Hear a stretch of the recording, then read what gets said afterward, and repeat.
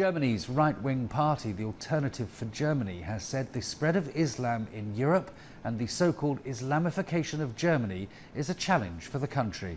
The party made the statement at a press conference in Germany's capital Berlin today, just days before the country heads to the polls on September the 24th. The Alternative for Germany is the first far-right party set to enter German parliament. Recent polls show the AfD could become the third largest party with up to 12% of the vote. The party has won support over its calls for Germany to shut its borders to migrants, to introduce deportation quotas and to stop refugees from bringing family members into the country. Over the weekend, a far-right music festival in the centre of Munich saw more than 6,000 people attending. Some participants gave the Nazi salute, which is illegal under German law. The state's left-wing leader is calling for a ban on all far-right events. CGTN's Natalie Carney looks into the rise of the right in Germany ahead of the elections and whether it should be of public concern.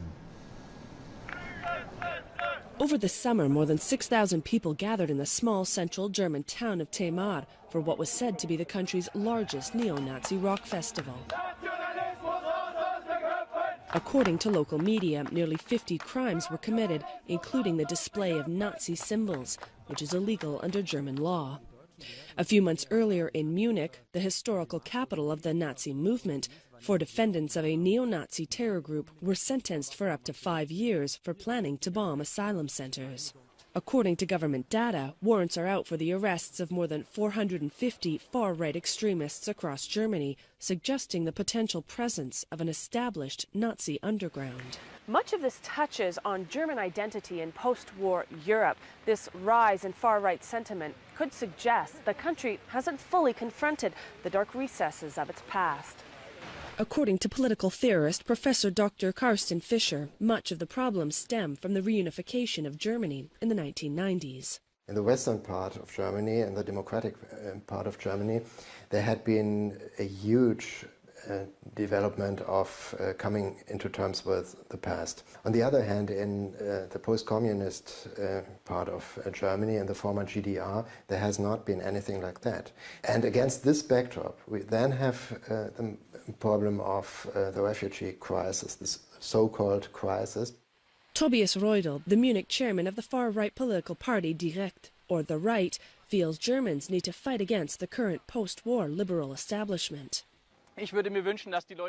I wish that people would go back to our old values, when they would say that what my ancestors did was good. I'm proud of who I am. I want to carry this to the future so that this won't be lost because of the mass migration influx.